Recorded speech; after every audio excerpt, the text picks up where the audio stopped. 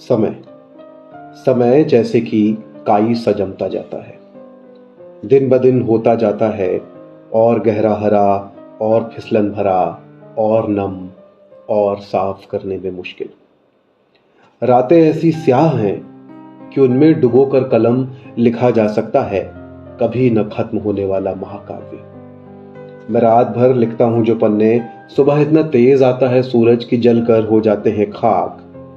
कभी सोचा है कितना मुश्किल होता है फिर से लिखना?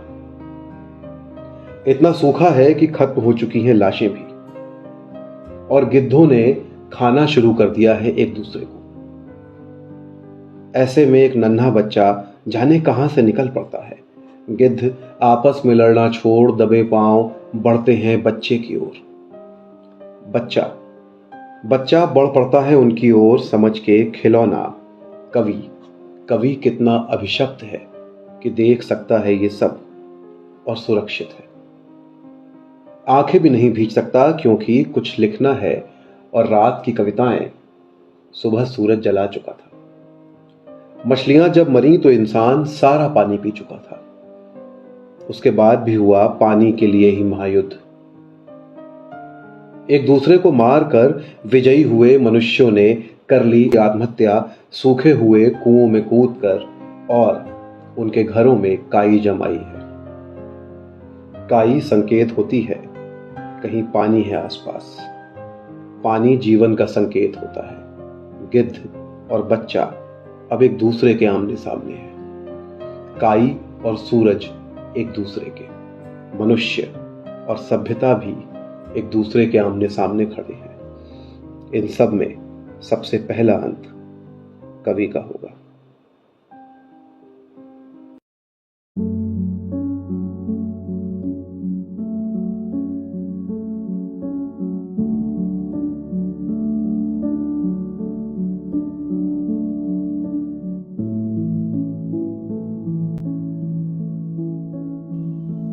कितनी रातें बीतती हैं पूरी तरह जागते, पूरी तरह समझते, पूरी तरह उचटते जीवन से।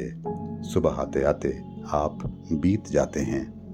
रात के साथ हर रात ऐसे ही, एक समय बाद फर्क नहीं पड़ता।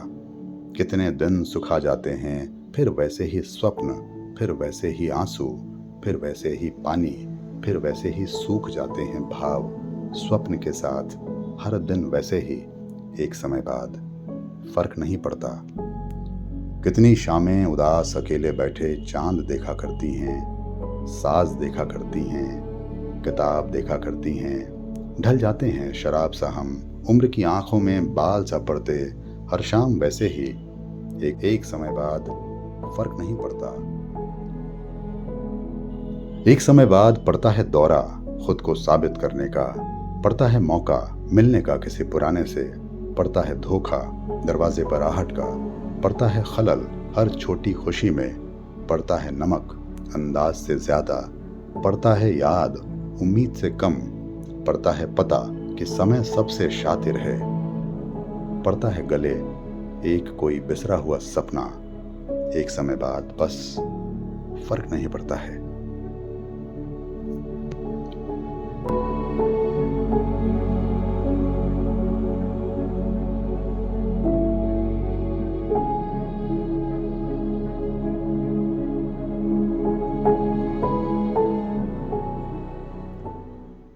आपके उत्तर में पूर्व कहाँ है?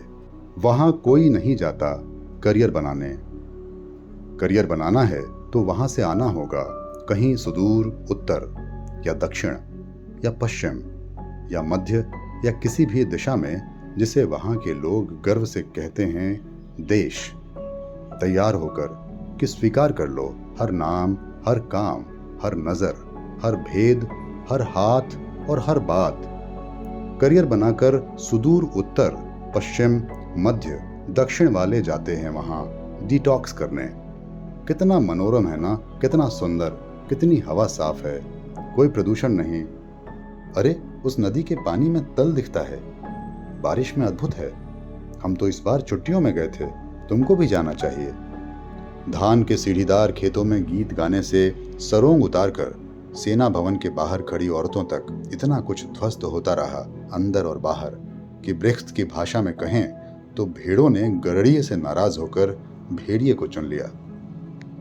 बाहर अंदर और अंदर से बाहर की सारी ताकतें, सारे हथियारों से खुद चोटिल और सारी धमनियों के सारे रक्त में खुद डूबा, टनों भार उठाकर मुक्कों से लहूलुहान, एक आंख बंद कर लक्ष्य भेदता आदिम काल से, किक मारता लहराकर गोल में जाती गेंद को मेडल ले आता है जब, तब आपका हो जाता है। हंस के बढ़ जाता है वो, जानता है कि हर बार अंदर और बाहर के सारे हथियारों से घायल होकर अपने अंदर के और आपके ज़मीर के खून में लथपथ पड़ा होगा वो। भेड़िया जिसे चुन लिया था भेड़ों ने, वो किसी और इलाके में शिकार पर निकला है। गड़ड़िया जिसने निराश किया था, वो फिर से रखवाली चाहता है। गड़ड़िए ने पुराने प्यार की दुहाई दी है। भेड़िया किसी और इलाके में दूसरे शिकार के बाद दांतों से खून चुआते हुए मसीहा की मुद्रा में वापस आने के पहले किसी झाड़ी से थूथन रगड़ के पोंछ रहा है।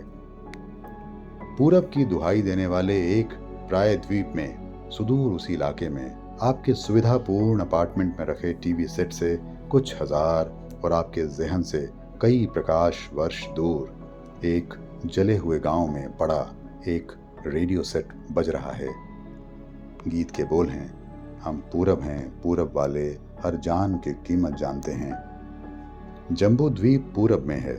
जम्बू द्वीप के सुदूर उत्तर के पूरब में लाखों लोग जम्बू द्वीप में नागरिक होने की परिभाषा में नागरिक होना जोड़े जाने की प्रतीक्षा में हैं। 7 बहनों के नाम एक साथ न बता पाने वाले नागरिक नागरिकता की सूची से बेदखल करते हुए पूछते हैं उससे, आप नॉर्थ ईस्ट से हो? आप तो बड़ी अच्छी हिंदी बोल लेते हो। अच्छा, तो नॉर्थ ईस्ट में कहाँ से हो? ये दीमापुर तो असम में है ना? अच्छा, नागालैंड में है क्या? और मणिपुर कहाँ है फिर? कई बार वो बताना चाहता है कि उसके सूबे के कई और नाम भी हैं जो संस्कृत से नहीं आते, लेकिन वो जानता है कि ना आपको संस्कृत आती है, ना उसकी कोई भाषा, नहीं आपकी दिलचस्पी है इनमें से किसी भी भाषा में। आपकी नागरिकता उतनी ही सरकारी और बहुसंख्यकवादी है जितनी उसकी उपेक्षा। मैतेई पाक और कांगलेई पाक आपका मणिपुर है, जिसकी राजधानी बताने के लिए आपको गूगल करना होता है, और उसको हिम्मत। जम्बू द्वीप के उत्तर पूर्व में सवालों के बीच, नागरिकता को हल करते लोगों के बीच भेड़िया और गड़ड़िया दोनों एक से दिखते हैं। कई बार भेड़िए को चुन लेना इसीलिए भी भेड़ों की मजबूरी है कि वो गड़ड़िए से इंतकाम चाहती है, अपने जीवन की कीमत पर इंतकाम। भेड़िए को जाहिर है इससे कोई मतलब नहीं, वो शिकार को देखकर लार टपका रहा है। बाड़े के जलने पर भेड़ें और आसान शिकार होंगी। गड़ड़िया बताना चाहता है कि भेड़िए से दोस्ती कितनी महंगी पड़ी है भेड़ को। भेड़ बाड़े में, बाड़े के बाहर, भेड़िए के सामने, गड़ड़िए के पीछे, खेत से सेना भवन तक, फुटबॉल मैदान से मंडी हाउस के फुटपाथ के दूसरी ओर तक, मेट्रो में हंसकर घुसते और चुप हो जाते, अपनी भाषा में एक गीत गाते, मकान मालिकों को सफाई देते, उस औरत की अपील को पढ़ते जो उसकी नागरिकता से अनजान देश के लोगों के लिए चेहरे पर मुक्कों के घाव के बीच गर्दन में मेडल लटका कर लाई थी। नजर, स्पर्श और वाणी के हर घाव को सहलाते बाड़े को जलते देखकर फिर से अपने रक्त में डूबने, अपने ही हथियारों से चोटिल होने को तैयार होकर बिना बिजली के गांव से दूर जान बचाकर छिपी हुई मोबाइल सिग्नल ढूंढती है, रेडियो ट्यून करती है।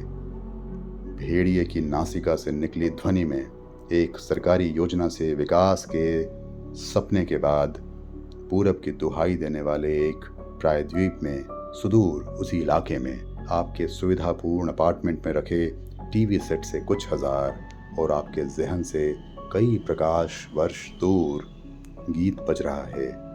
था थाम्बुक डोंग, ओ चांद ओ चंदा, कैसे तू अकेलेपन के आसमान में चमक रहा है, तारे नींद भरी आंखों से देखते हैं, ओ चंदा।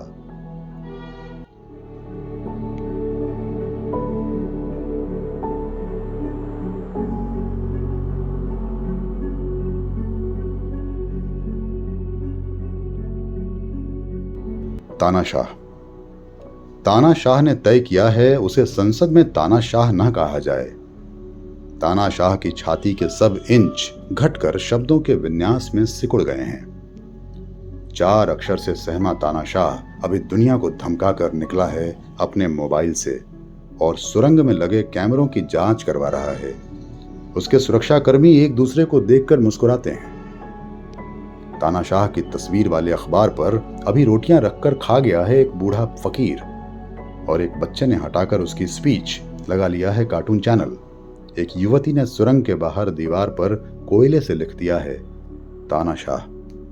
स्पीकर महोदय, आपके नियम संसद में चलते हैं। लोग रंग देंगे सड़क और खाली सदन में भी आपके कान में गूंजता रहेगा तानाशाह, तानाशाह, तानाशाह।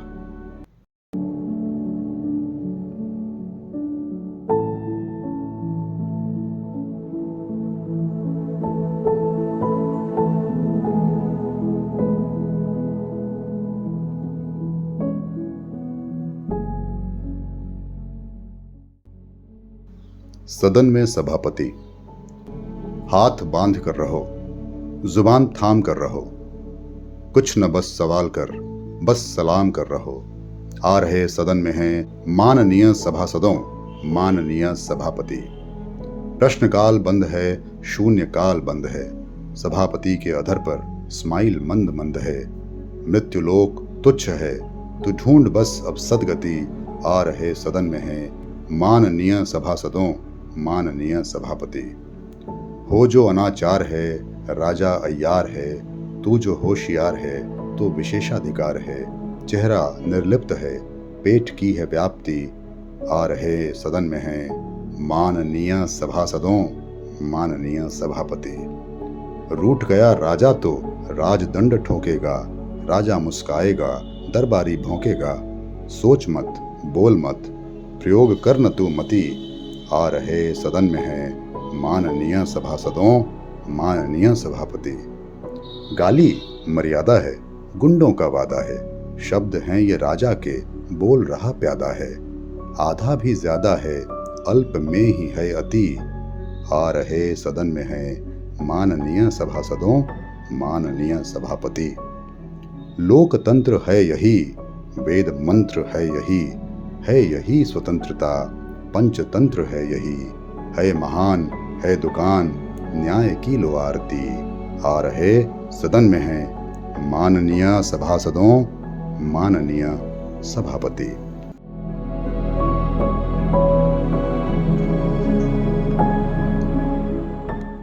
मैं एक टेलीप्रॉम्प्टर हूं।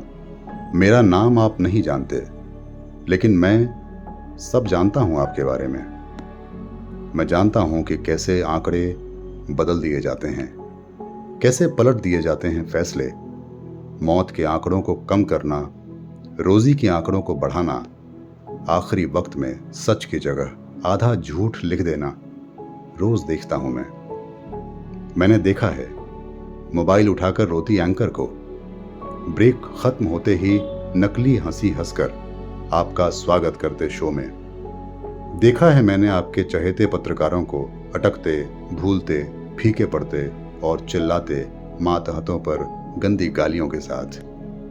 मैंने देखा है फिल्म स्टार्स को पूछते अर्थ किसी वाक्य का जिसका अर्थ 3 साल के बच्चे को पता है, न कर पाते उच्चारण सब्जी खरीदने की जुबान का।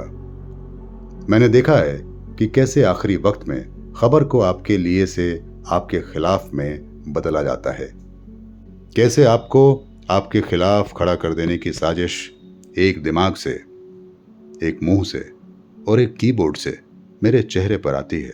आप गंभीर हो जाते हैं उसे सच मानकर।